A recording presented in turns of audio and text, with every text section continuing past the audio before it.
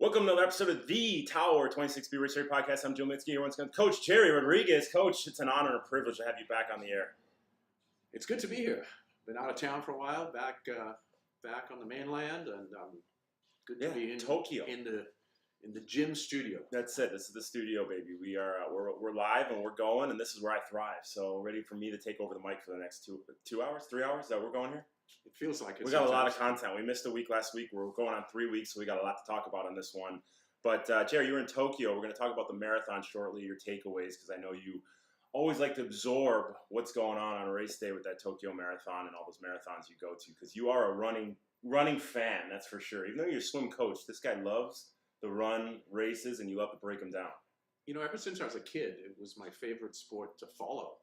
I love track cycling and running. And then the mile and the 1500 in running became my favorite events in the 70s. And I tracked all the who's who athletes over there. My wife's always like, you're like a little encyclopedia of names of everybody and their times and everything. Well, she's actually at the gym right now. I wasn't going to bring this up. She's at the gym right now, and she said that she's with 2 elite professional runners. Is that right? Sydney McLaughlin, world record holder, 400. Your wife is rubbing shoulders with them right now. And a Thing Mo. A Thing Mo. A Thing Mo. A Thing Mo. Do you know a Thing Mo? I don't know a Thing Mo. You do? Oh, come on. I know a Thing Less. Not a Thing Mo. Bad joke. Well, wait a minute. Before we get to this, I want to talk about me for a second. So I'm sorry. Let's reserve the next 24 hours.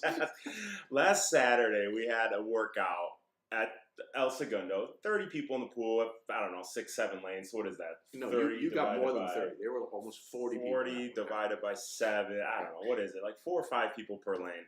I gave the set out. I gave them their intervals. And, Gerry, I just said, go. You know, I said 3, 2, 1, boom. And they were off. They were on their interval. They were executing. I felt like an ice hockey coach. I'm walking around. It was a thing of beauty, right? Everybody's just their own lane. It's doing their own thing. Oh, Driscoll is down at the other end of the pool. What are these guys doing? I said, Chris, they know what they're doing. And it was just a symphony, right? I was just over here. These guys are doing this. They're sticking to this. And it was a thing of beauty, Gerry. Isn't it a wonderful feeling when you have a workout that's running in sync? Yeah. And you're just in the flow. Yeah. You know, it's not a thing, right? It was totally, every swimmer, flow. The swimmers were doing their thing. I could go walk around and make minute adjustments based on what each individual swimmer was doing, but I had to be there babysitting. And it brings me back to the movie Rudy. Did you ever see the movie Rudy? Oh gosh, a long time. We coached Rudy. Yeah, for a year or so. Yeah, the Hobbit, right? Whatever his name is. What's that guy's name? Sean.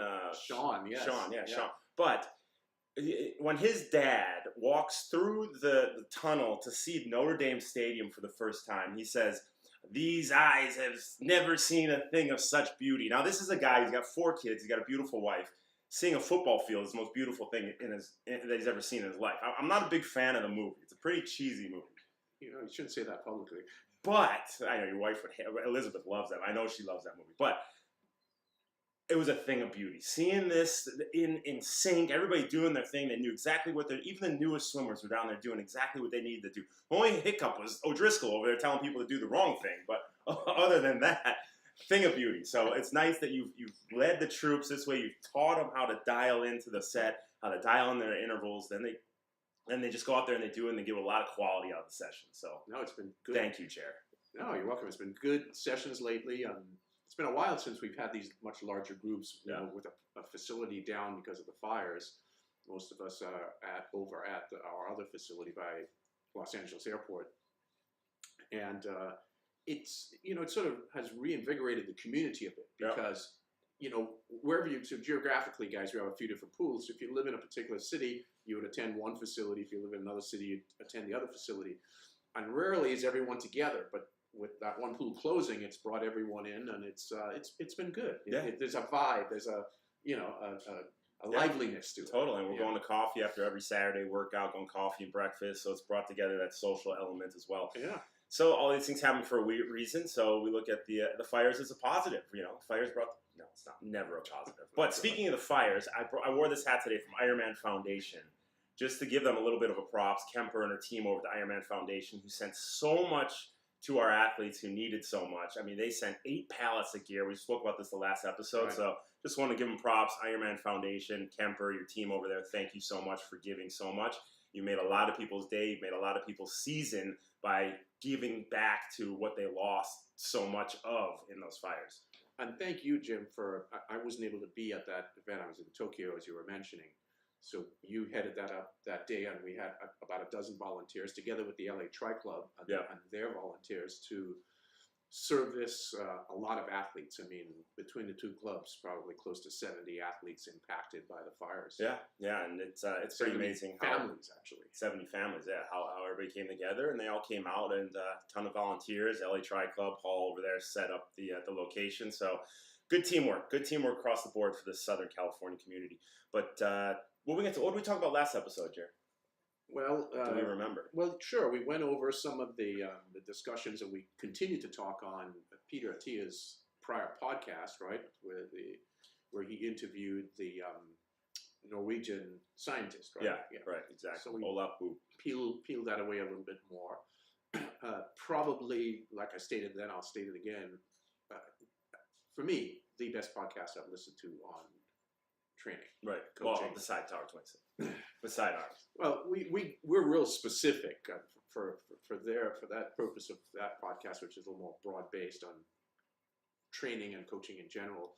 I thought it was really good, very informative. If you want to get into the granular stuff of what coaching is about, that episode, I forget the number, 330 something of Peter Attia's podcast was very, very good. Yeah, so Olaf Boop. It's the second time they spoke. So that was good stuff. What are we going to talk about this episode? More of the same. More of the same. We're going to dial in, get you guys ready to kick some butt in 2025, right? A little bit more of that, and then I think we have, Jim, a lot of tidbit things that we hadn't gone over that have happened in the last 6 or 8 weeks. I wanted to chat on with you and have everyone else listen in, because I think there are things that we can learn here from what's happening in the world of athletics. Yeah. Right? Right, exactly. And that's the thing. We don't bring this stuff up just to gossip about it, spread the tea, as the kids like to say. We bring it up so you guys, the listener, can learn from it and build your own training and, become a better athlete and better, healthier human because of it. Yeah. So where are we going to start with this? Where do we want to start with this diatribe that we're about to go on? Well, let's start with the marathon, since I was there. All right, let's talk break it down a little bit about that and how that applies to our athletes and those listening. So we mentioned this in our 2 p.m. call, our weekly 2 p.m. call, but I think it's good to open it up, broaden it out. It was interesting. So the day ended up being a terrific morning. Right. And the sun came out and it ended up being pretty warm. So at the sort of from the hour and a half into the race until 5 hours into the race, 6 hours, so the latter part of the pack finishing up, it was over 70 degrees. So it was warm, right? Right. I was at the 15K mark. And so I was able to see the athletes going out at 15K. So what does that put us? 9 miles in, right? Ish. Yeah. And then at the 30, and then again somewhere around the 35 or 37K mark, and then almost at the finish line. So 4 different spots. Interesting to see at the 15K. Elite athletes go by. Everyone's running pretty fast. First pack of about 6 guys, 5. How do you say this politically correct? Well, I don't really care what politically correct means anymore, because I can't even tell what's politically correct. Everything's wrong, it seems like these days. Hey, we're talking sports. Come on. 5 black guys, 1 white guy. Okay. Yep. And whether they're Kenyan, whether they're whatever, look like 5 foreigners and have sort of the African American type look. And then 1 white guy. Everyone running except 1 person. There's almost no head movement oscillating vertically. Just totally flat. And then there's 1 white guy. Bop, bop, bop, right? Bop. Yep. So there's movement up and down, up and down, up and down. And then 15K later, well, that white guy was dropped from the pack, right? Yeah.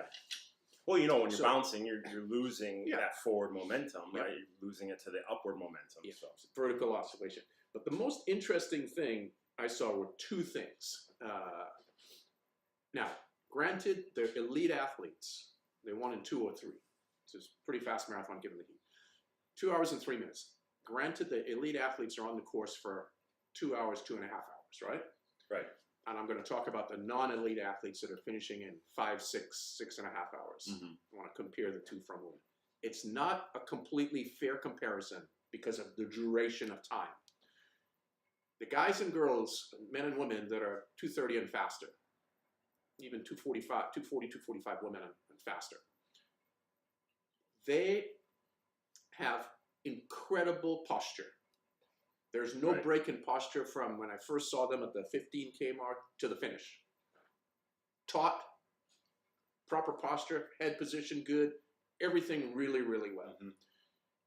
At the 15K mark for your athletes that are running 10, 11, 12-mile pace, posture, decent. Not great, but decent.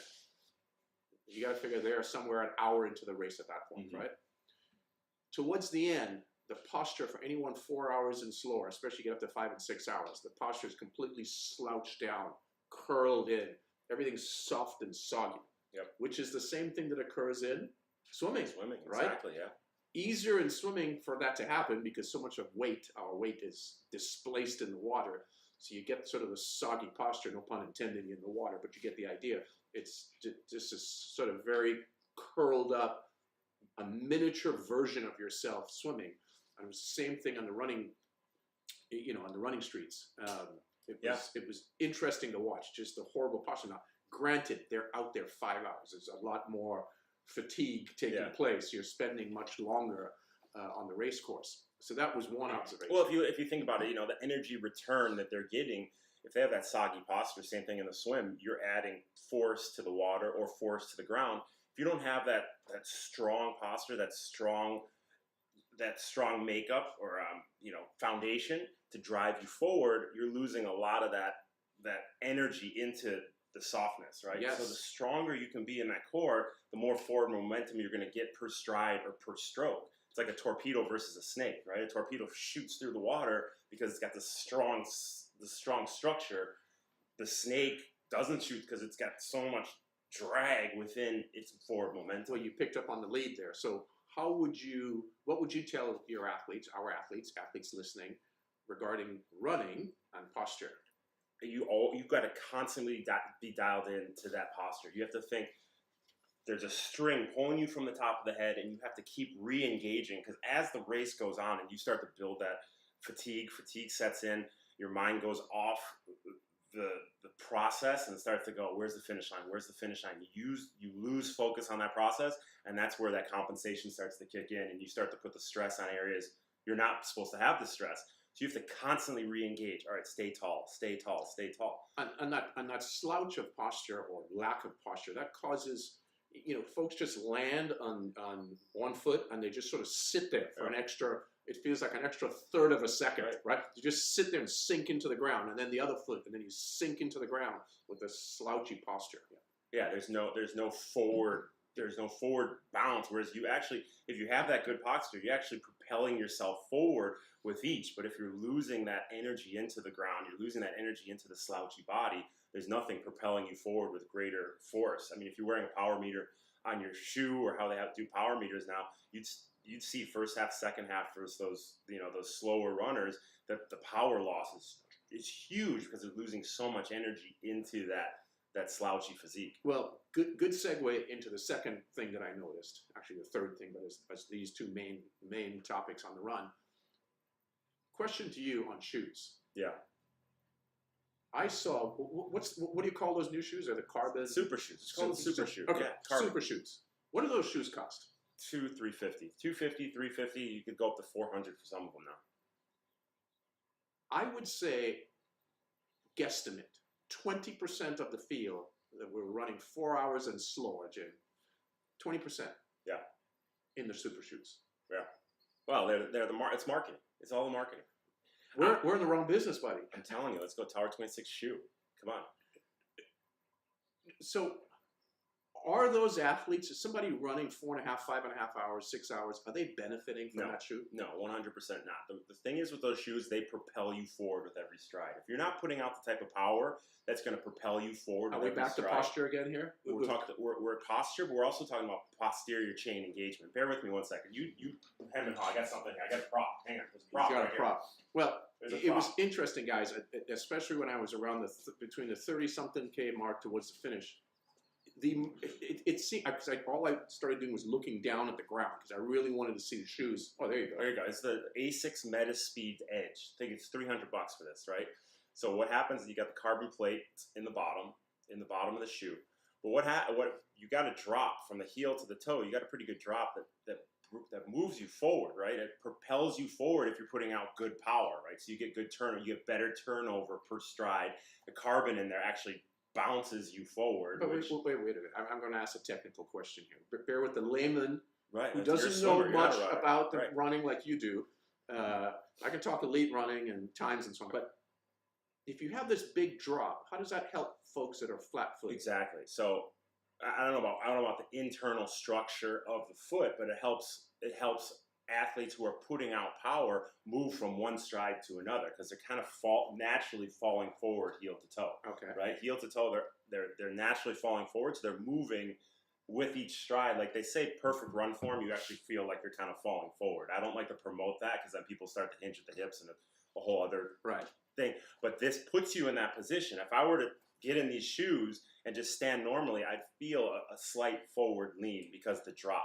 Now, if you're not using that, if you're running, 3.5, 4, 4.5, 5 hours, and you're not using that to your advantage to propel you forward because you're not putting out the power per stride, you're just putting a ton of stress on the front of the leg, the hip flexors, the quads, the knees, the shins, the ankle, the Achilles, and you're not using it to your advantage. So you're going to be really fatigued in the front, those small muscles in the front of the leg, and not getting the benefit of the shoe because you're not putting out the power that the shoe needs to do what it needs to do.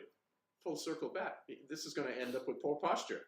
Exactly. You're going to end up with not good body position running. And even when you do have these shoes and you're using them to your advantage, if you don't have good posture and you're not constantly thinking, okay, drive your knees through, drive from the glute, because it puts you in such aggressive forward lean position, you find a lot of athletes who do run faster cramp in the quads, have knee issues, have shin splints, have Achilles issues because they rely on the shoe too much and they lose focus on the process, what they should be using to propel them forward, the posterior chain, the good posture in the core. So even though you have these shoes to use to your advantage, you have to be even more dialed into how you're moving because it's putting stress in the wrong places if you let the shoe do too much work. Should they train in the shoe then? If they bought the shoe They should definitely train in the shoe occasionally, but you can't overtrain in this shoe. Why?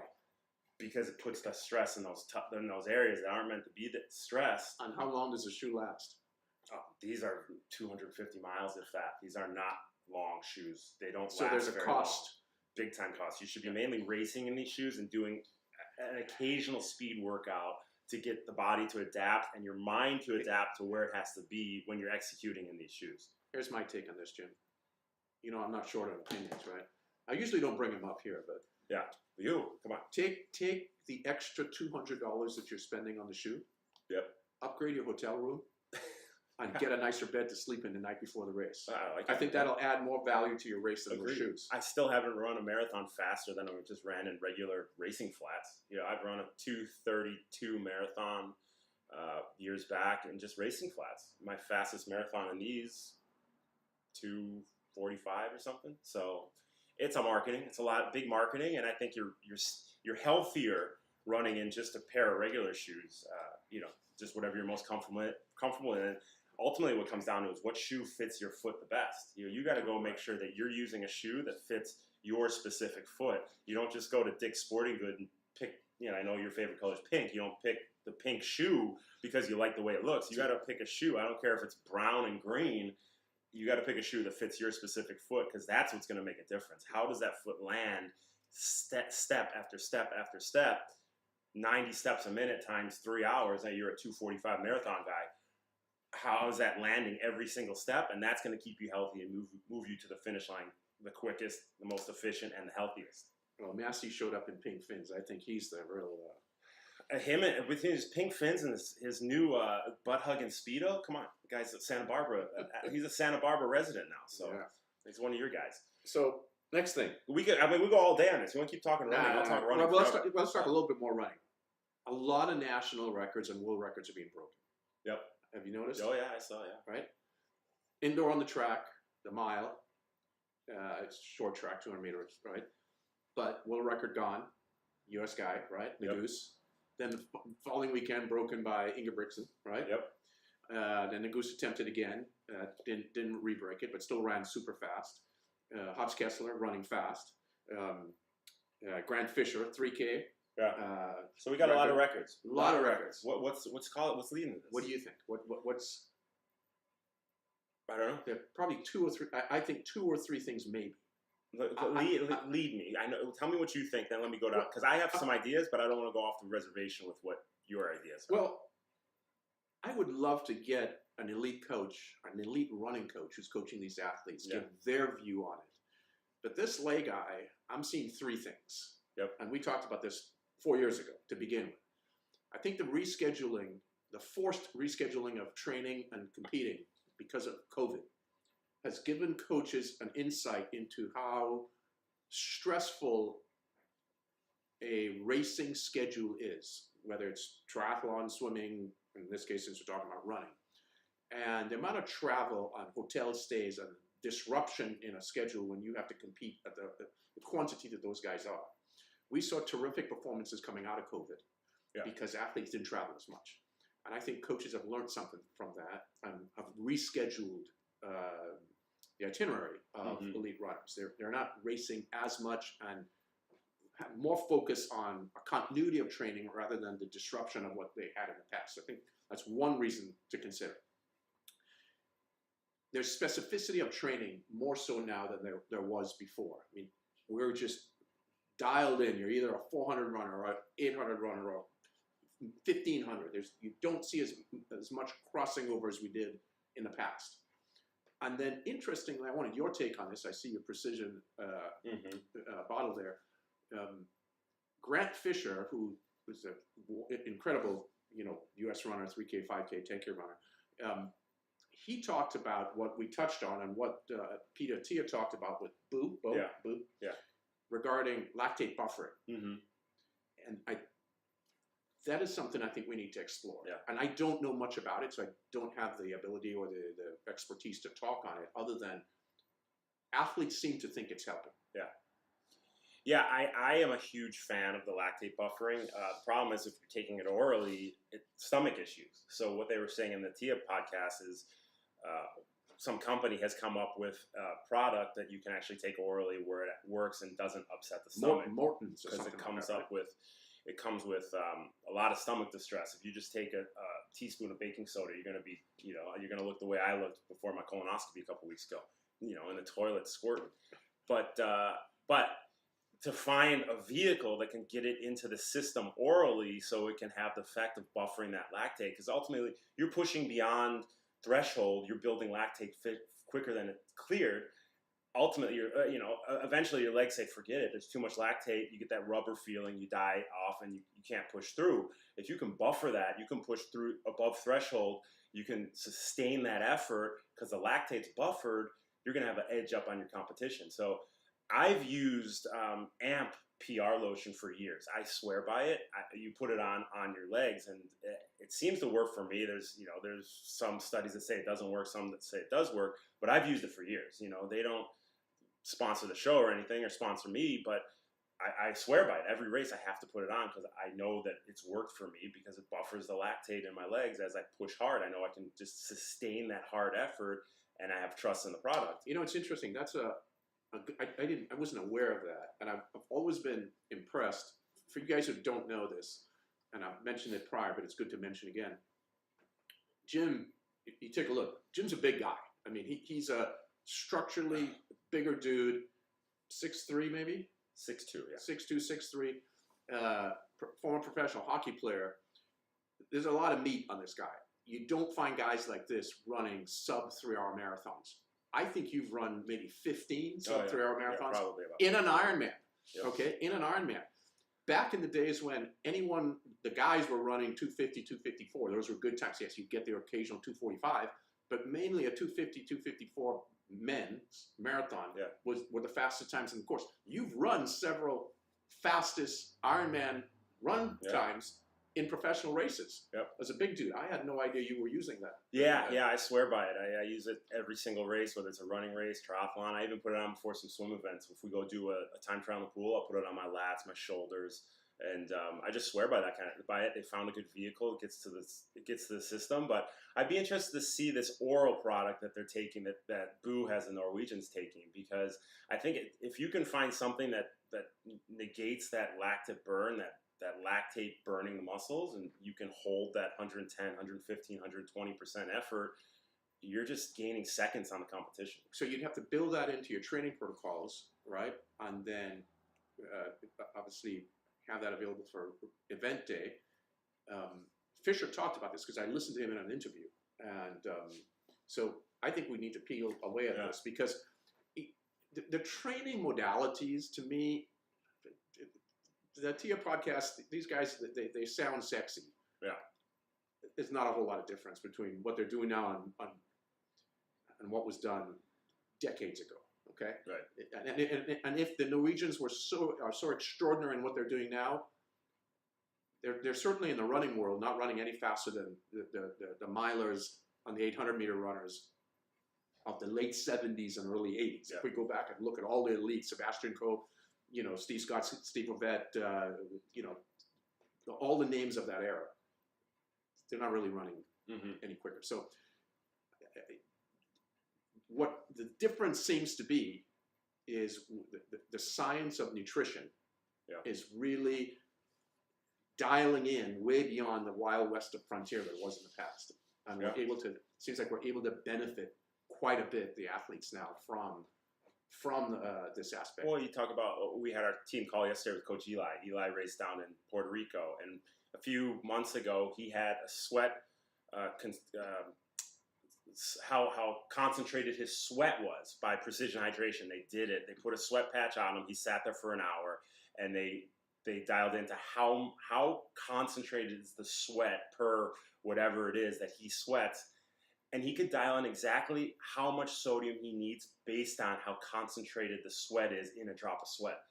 And it's stuff like that. And then he went to Puerto Rico. He knew exactly how many milligrams he had to take an hour of the pH 1500.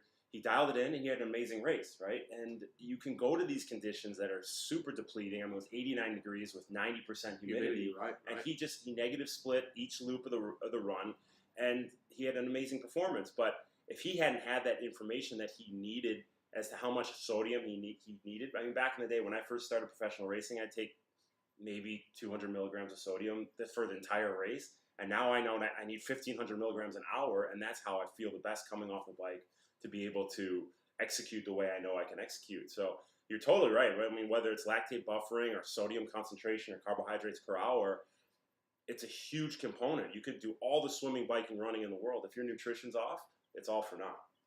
Well, I want to recognize here, thanks for that. I want to recognize here Kip Limo, who ran 56:42 to set the new world half marathon record. Reminds me back in my day. 56:42 minutes. What is that per mile? I mean, 56:42. I mean, that is many people's 10K PR. Oh yeah. What's that per mile? Four something. It's got to be the 420s. I know I saw it when it happened. I forget right now it's exactly what it is, but geez, that's moving. Unbelievable. And I saw a video. He just ran right through the finish line like he wanted to keep going. I mean, I think he could have won a marathon at that pace. He ran through the finish line like it wasn't even there. Well, at that time, if you do the normal drop off, it's a sub 2 hour marathon. Yeah, big time. But, you hit that wall, mile 18, 19. I don't know how long that pace is going to last. So, but he looked smooth doing it. That was exciting, and it's inspiration for those striving for better performance at the tip end, at the top end, or whoever. It's like, okay, this guy's capable of this. What am I capable of? Right? So you dial in your sleep, you dial in your nutrition, you get that specific training as to what you need for your event.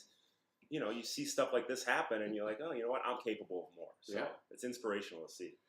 So I wanted to encourage USA Triathlon, even USA Swimming, a bit.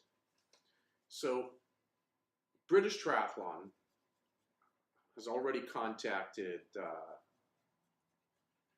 sent inquiries about the Olympic course for 2028. Okay, the 10K swim course and the triathlon course. They sent inquiries to you. They sent inquiries in to Steve Minatonis. Okay, Contacted me, and we chatted because my name came up and with the group, and we were talking about the preparation for 2028. They're doing their homework. What year are we in? 2025. Oh, Madeline turned 5 yesterday. That's right. 2025. we are just a handful of months off last year's Olympic Games, and they are preparing adequately, I would say properly, for the next games. Why is that?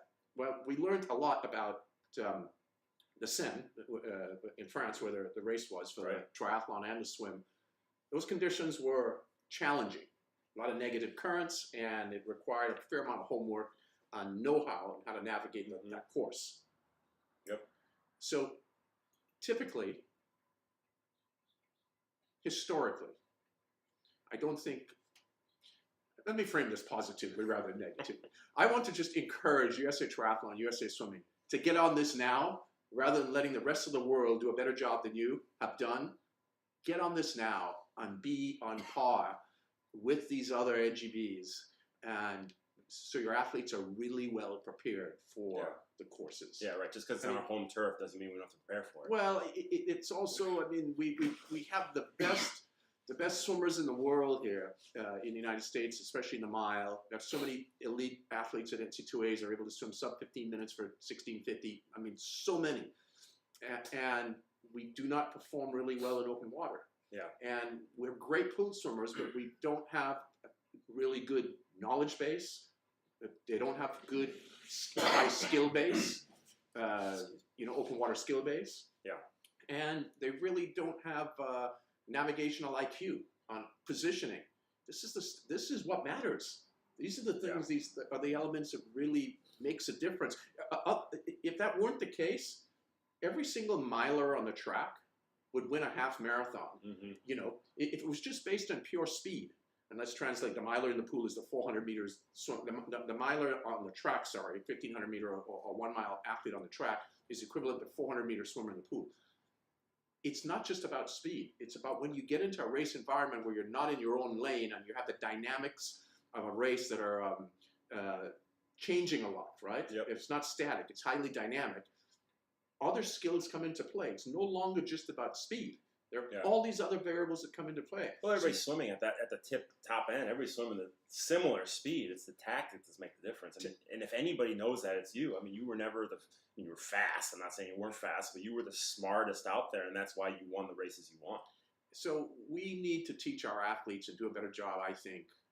So we shouldn't be behind athletes that are not as good athletically, but they're creaming us with intellect. And it's not like anything's going to change. Like, we know the course. Like, prepare for that course. Everything from now until race day should be geared towards success on that specific course. Yeah. And if it's not, then we didn't do our homework. So a couple of weeks ago, Sean Jefferson, you remember Sean, right? Yeah. That talking about good running.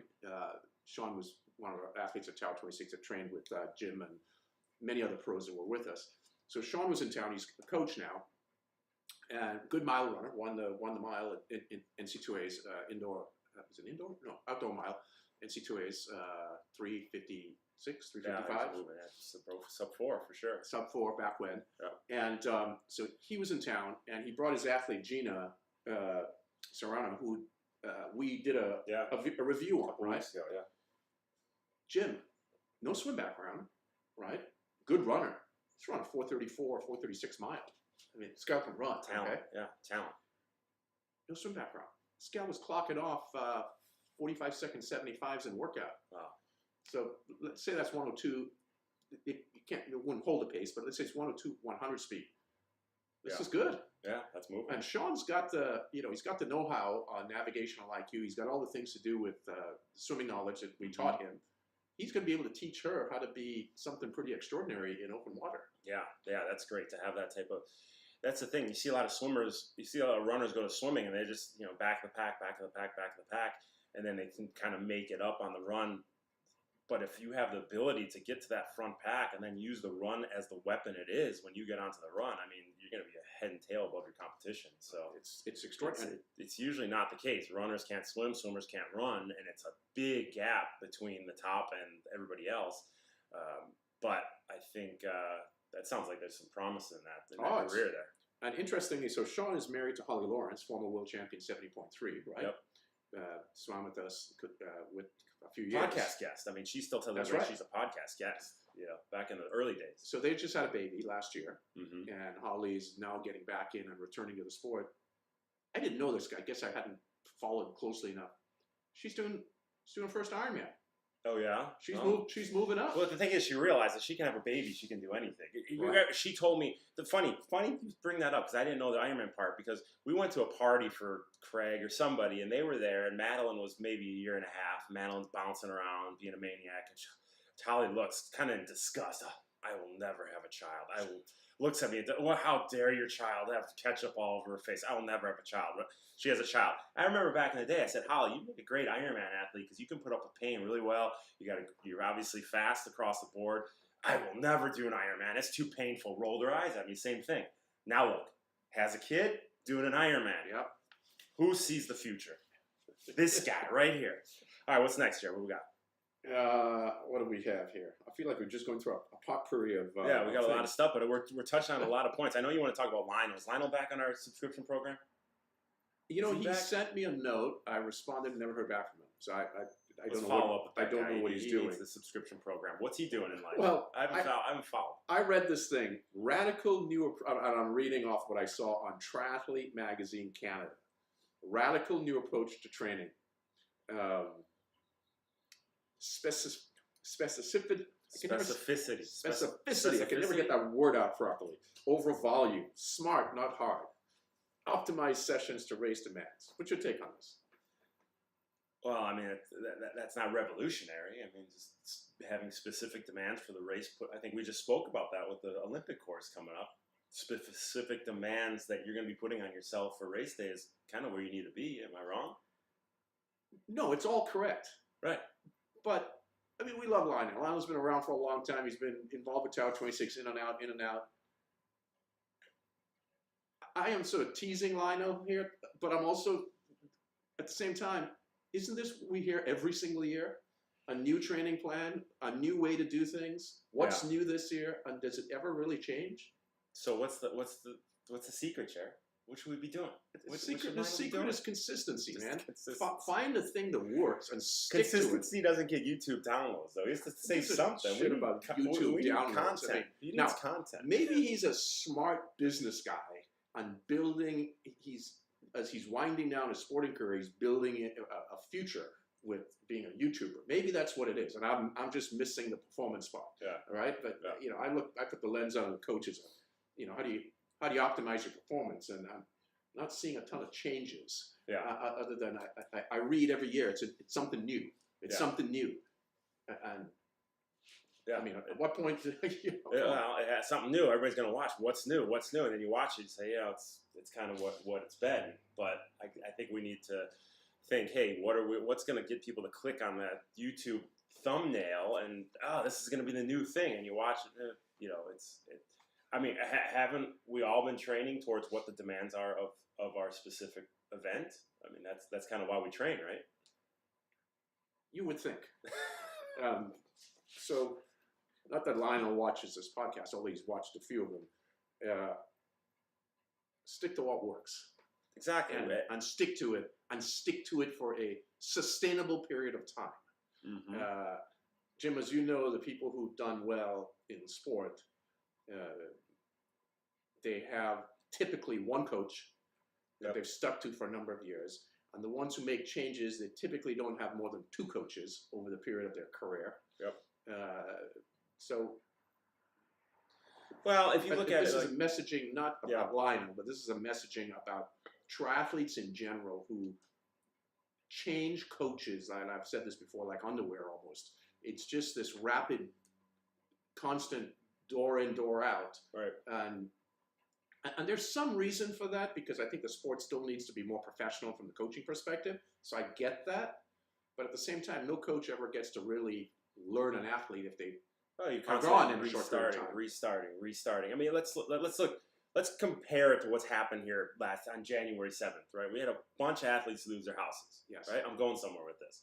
So athletes who were, late 50s, early 60s, been living in their house for 20, 30 years, their house burns down. Yes. Right? Then they go live in a 2-bedroom apartment. They live on somebody's couch, and they have this whole kerfuffle. They're starting over again. They're in this place of uneasiness. They don't know where they're going, right? And it's a ton of stress. Now let's relate that to coaching, right? If you keep going, if you have your coach is your house, right? That's your foundation. That's where you have trust. That's where you find, the best advice, and you just go from one to another to another to another. It's just this constant state of flux, this constant state of uneasiness, guessing, where am I going to go next? What's going to happen next? There's not this clear path of trajectory as to where you're going. Did I relate these okay? I mean, it's just this uneasy feeling all the time, whereas if you have this foundation, you know where you're going with that coach, you have the ability to communicate with him and talk to him, you have this foundation. You just have this sense of ease about you. Did I do that okay? Was that a good comparison? No, it was good, and it got me down a line of thinking, and this is going to seem non-professional to some extent, but I think this is where we need to clean up our act, we as coaches. An athlete contacted me, which I forgot to tell you about, several months ago, and actually pretty good athlete, top 10 age group Ironman finisher, right? But swim hasn't improved in 2 years. Static, slow, like real slow. Yeah. Like, back 10% of the pack.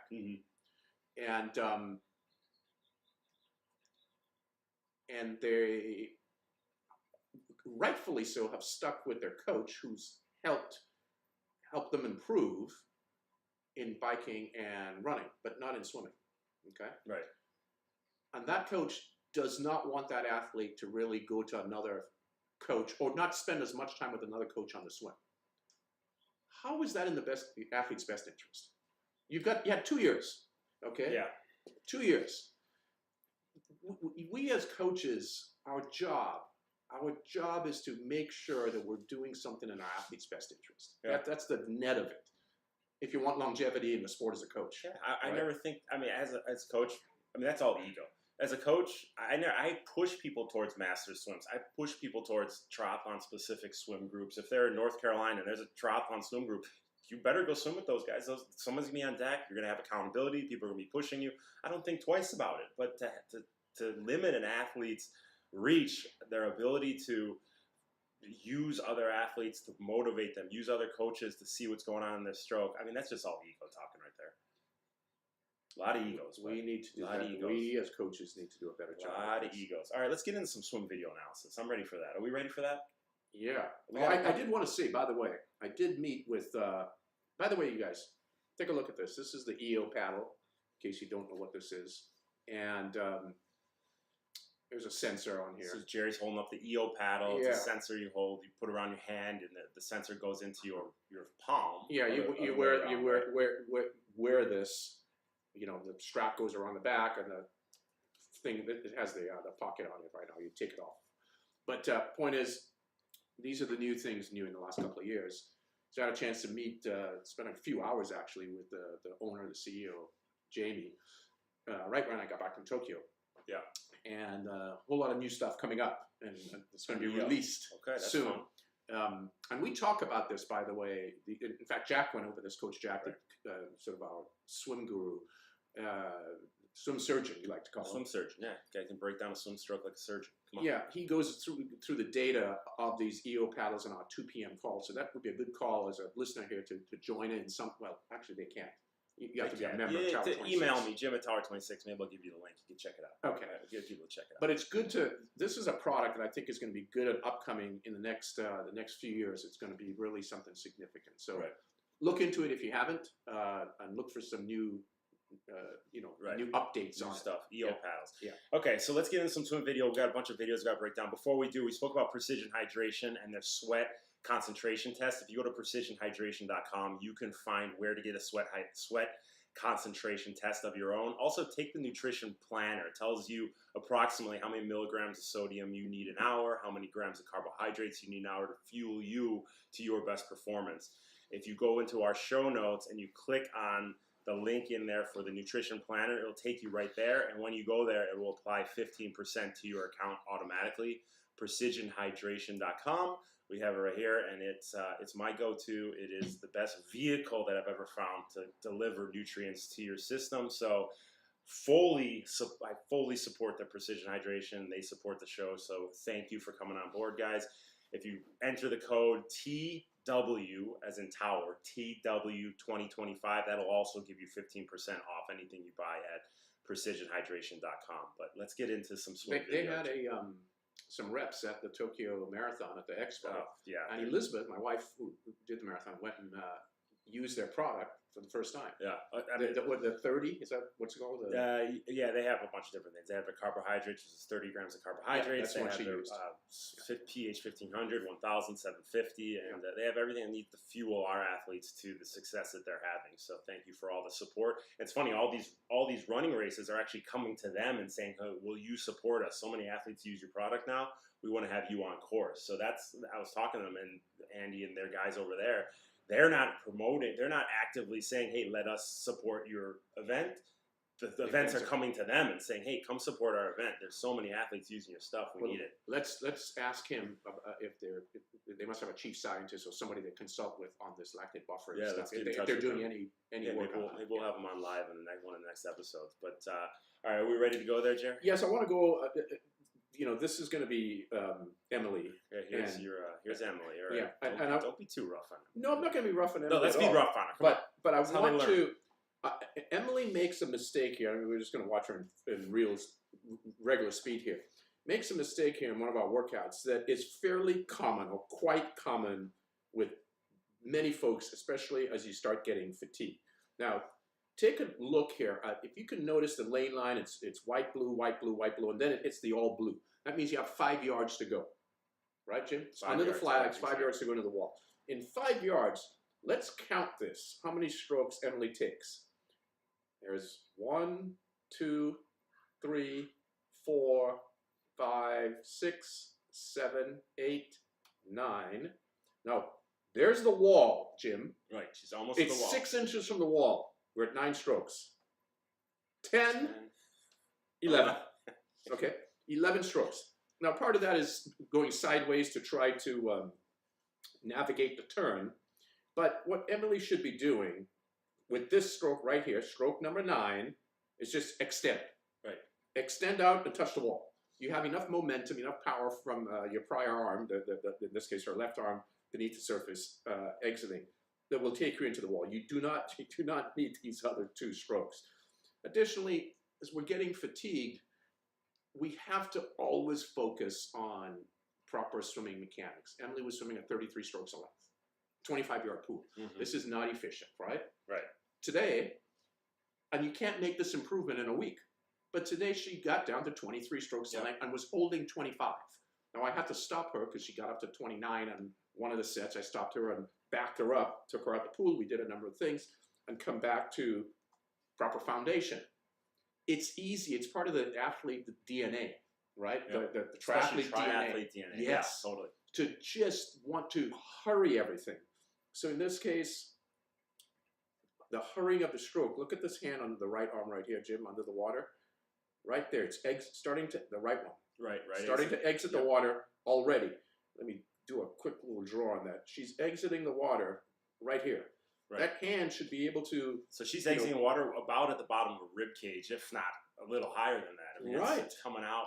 Yes. She's maybe getting 3 inches of pull underwater on each pull. Exactly. So very short pull. Use a little different.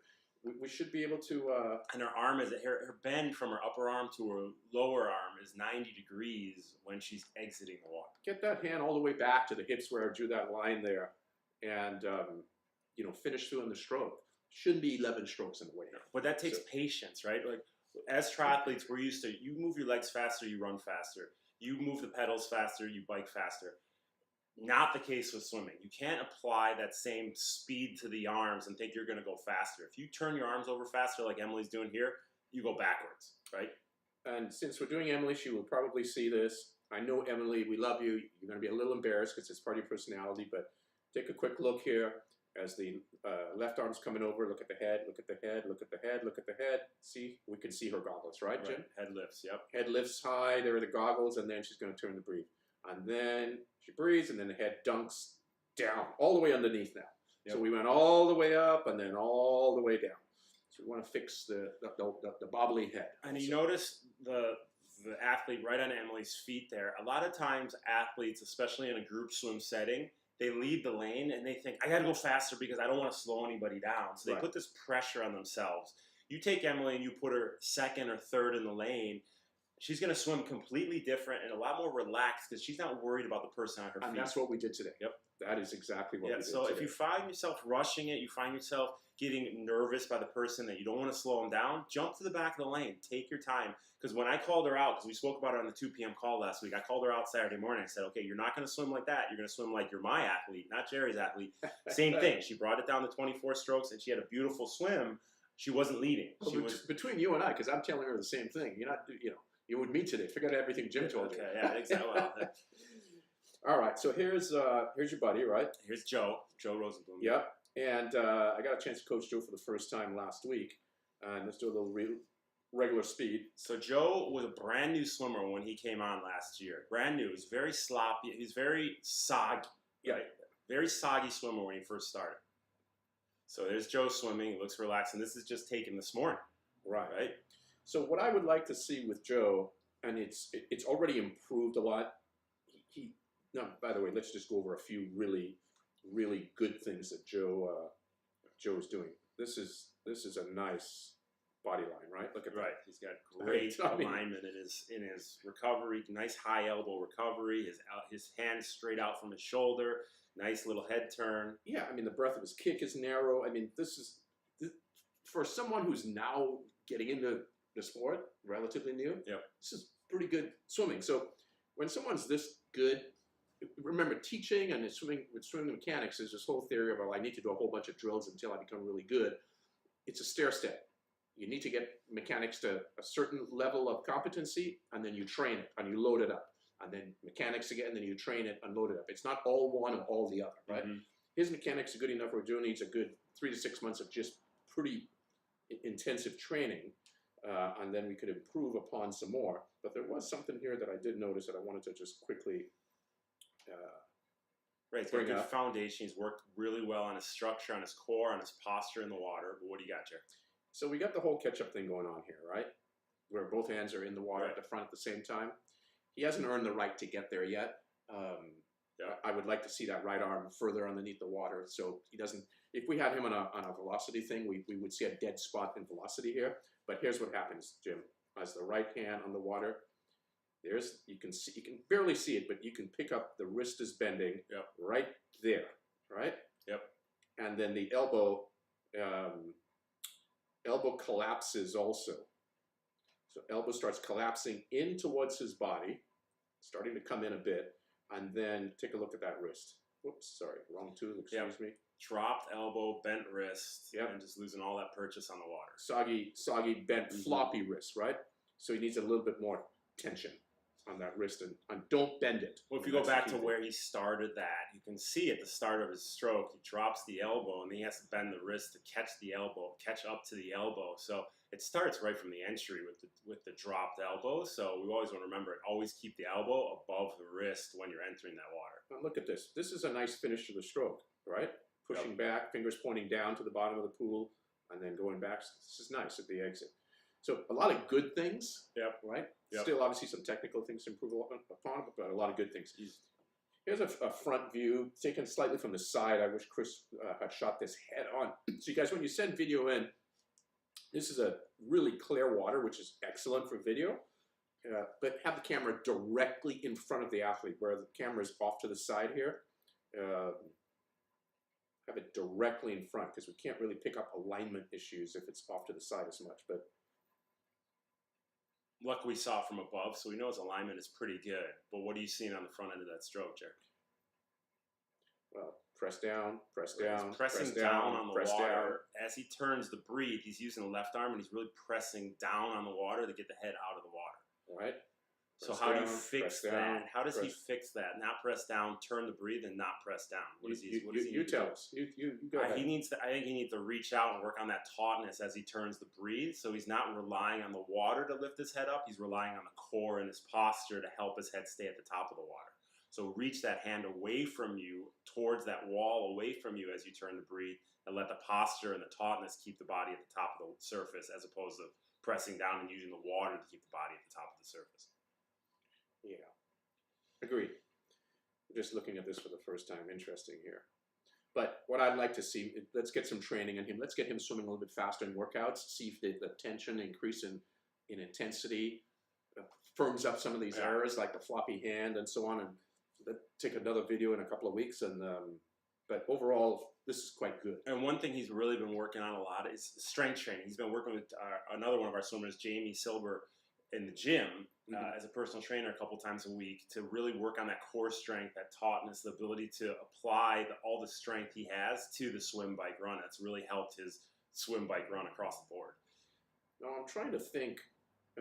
This is a video that came in From JJ, right? I believe it's JJ, and we couldn't show it, and we're showing it here, guys, but the pool is super cloudy, as you can tell. So there's a side view, and then the side view going in the other direction.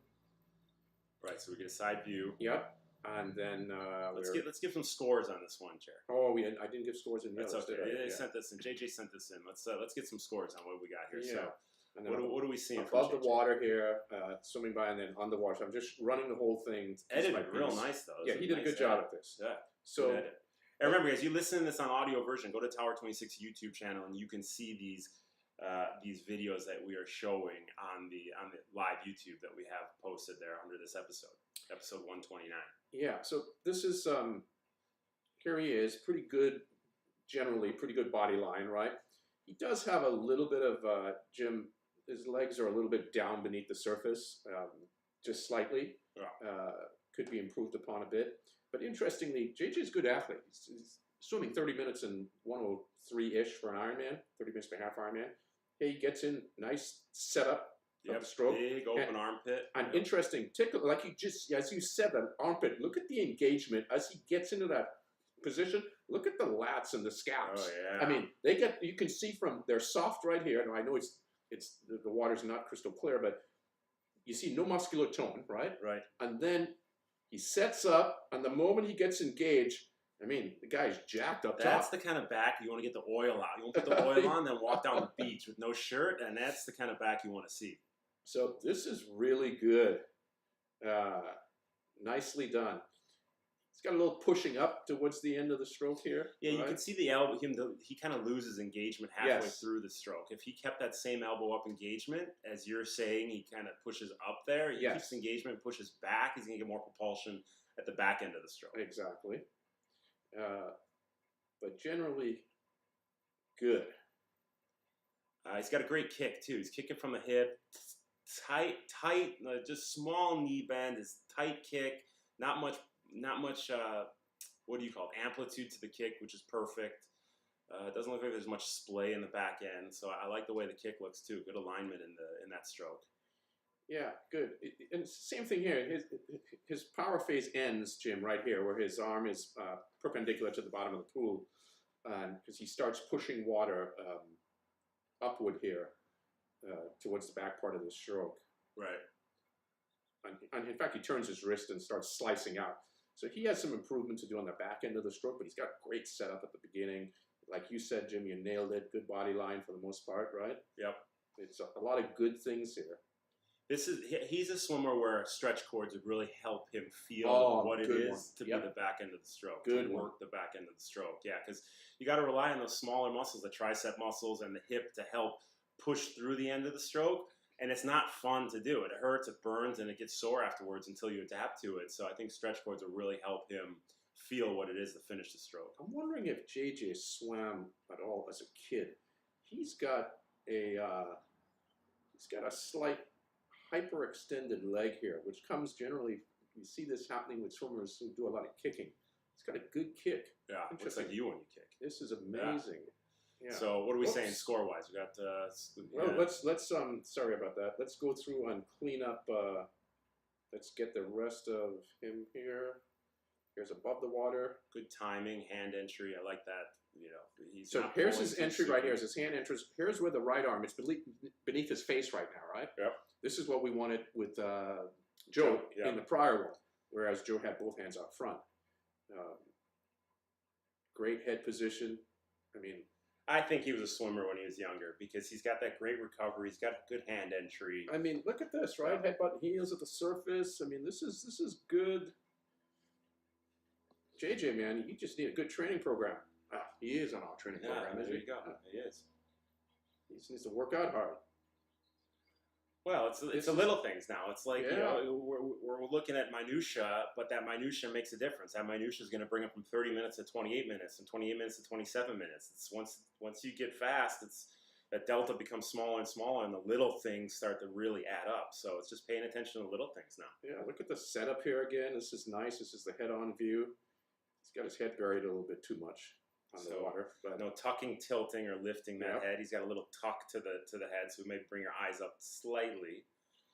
Yeah, and because he's not breathing here, it's hard to tell if this lack of rotation. He doesn't have good rotation here. Turning, as the right hand's coming out, that right hip should be moving out of the way more. See how his hands get stuck right there? Right. That right hip should be up more, left hip down. Mm-hmm, mm-hmm. But he didn't breathe, so it's hard to tell. Here you see with the breath, there's more rotation. So because he only breathed once into this piece, I can't really be totally accurate on my thinking. But to score him, tautness, it's close to 90. Alignment, he's close to 90.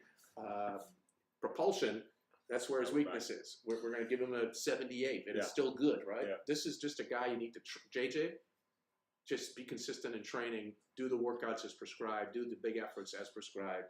Do your stretch cords. Do your stretch cords. And it's funny you said about the rotation, because he was breathing to his left side. He had great rotation on that side. To the right side, he had a little less rotation. I was watching an interview with another one of our previous guests, Andy Donaldson, who's a world famous open water swimmer, 10, 15, 4, 5 hour swims. And he was talking about how the side he doesn't breathe to, he has limited rotation. It's something he has to work on. So it's a problem with a lot of swimmers. It's the side you don't breathe to, is focusing on the rotation of that side. I think we all need to work on that a little bit. A swimmer like Andy Donaldson has to work on it. A swimmer like JJ has to work on it. I think it's something we can pay a little more attention to. So great swimming. Thanks for those videos. Remember, keep sending them to Gerry at tower26.com, Gerry at tower26.com. What do we got for the workout of the episode today, Gerry? Well, I wanted to run through it. We've done this workout before, but I thought I'd do a slight modification to it. Remember, go to coaching.tower26.com for the workouts, the workout of the episode, and then you can see all of the accoutrement that we add on to the workouts, the video, the audio, all the things that we add. Yeah, thanks for putting this up on the screen. I wanted to show folks, once you get onto this main page, you'll see that big blue bar across the top. And that big blue bar, that's an audio file that comes with the workout. You notice it's only 4 minutes and 44 seconds long, but it's an explanation of the workout. But typically I talk a lot about mechanics, right? You know, proper things to focus on exactly for that workout. This particular session, Jim, this is what we call the Mambo set, and we have done this many times before, as you know, right? We run through the season with this. Let's hold on a moment. Let me summarize this. So we've done this so many times, and we've even talked about this on the podcast here. One of the ways to vary this, that you said, hey, I've done this workout enough times, it's getting a little boring, a little long in the tooth, right? Although I love this workout. It's a highly effective workout. One of the ways you can adapt this or change this, slightly, would be to have a static distance for the 80% effort. So you can swim 100 easy. Well, how we did it this morning. We did a longer swim. Let's make it a 5-minute swim, something that's maybe 400 or 350, depending on your level, or 300. Something takes approximately 5 minutes. You do one swim at that distance, an easy swim recovery. In this case, we did a 100 easy. So these are our faster athletes. They did a 400 at 80%, an easy 100 recovery, break 15, 20 seconds, 30 seconds, then a fast, high octane, big effort 100, and then again an easy 100. So it was a 400 followed by 3 100s. 400 at 80%, 100 easy, 100 fast, 100 easy. And we went 5 rounds. So it's a fairly, it's a 3.5K set, right? Yeah, big one. And we even had a little bit more time in our prior workout where we did a 500 rather than 400. It was a 4K set. So you can vary this workout slightly to have the same effect, right? Yeah. So yeah, we want to get used to the tempo. We want to get used to some intensity on top of the tempo. So it's all encompassing. It's set. It hurts. It adds up by the end. Pacing is key, and being realistic with your pacing. Like we said earlier, checking your ego. Whether you're a coach or an athlete, you got to check your ego in these and make sure you're performing within yourself, because that's how you ultimately make gains. If you top out halfway through a set like this, you don't get the maximum benefit by getting the yards and the intensity in, because you're worried about swimming a 130 pace and you're not capable of swimming 130 at that time, you're not going to get through the set and you're not going to maximize the benefit of the workout. So be realistic with where you're at on the given day and perform within your specific ability level on that day. On this image on here, guys, that you're looking at right now, I blew this up for you to get a closer look at it. This is a good example of really good hand tension. You're talking about yourself, Jerry. Well, I didn't say it was me. Great hand tension there, Jerry. Really good job. No, it really is. I mean, there's no break in the wrist. The elbow is perfect. Looks like a half diamond. So go ahead, Jerry. Well, straight line, fingertip to elbow, and there's no floppy or soggy hand, similar to what Joe had. Everything's held really well. There's good purchase on the water. So this athlete, that happens to be me here a number of years ago, you're now really ready to put out accelerated force, right? Accelerated directional force. Right. You want to get that tension on the water and move that water front to back. So beautiful, Jerry. That's beautiful. Remember, go to coaching.tower26.com for the workout of the episode. Jerry, what are we going to talk about next episode? Well, we didn't get to some of the things of this episode, so I think we still have some training items that I'd like to go over, especially now that we're getting into our 4th 3-week cycle and what to expect. And there's a little bit of lag that tends to happen right around now. There's fatigue that's setting in. What do we do? How do we get through this sort of portion of the season when workouts are we're building? That's right. And there's a little bit of heat in workouts, right? One workout at a time. Stay on top of your sleep. Stay on top of your nutrition, and use other athletes to help keep you accountable. So find a swim group. Communicate with your coaches on coaching.tower26.com, and that makes it fun too if you have other people vested in your interest. Agreed. Absolutely. All right, well, we look forward to the next episode. We have plenty of stuff to cover, Jerry. We covered a lot of good stuff here. Hopefully you guys took notes. Keep subscribing. Keep telling your friends about it. And like I said, these are all on YouTube for you guys to watch those swim video analyses. Send your swim video analysis at Gerry, Gerry, at tower26.com, and we're going to keep those things coming. So it's always fun, buddy. Thanks for jumping in. I know it's been a long couple days for you with those early morning coaching. So speaking of, I got to get to the pool right now. Cindy's on there floundering. So for Gerry Rodriguez, this is Jim Lubinsky, the Tower 26.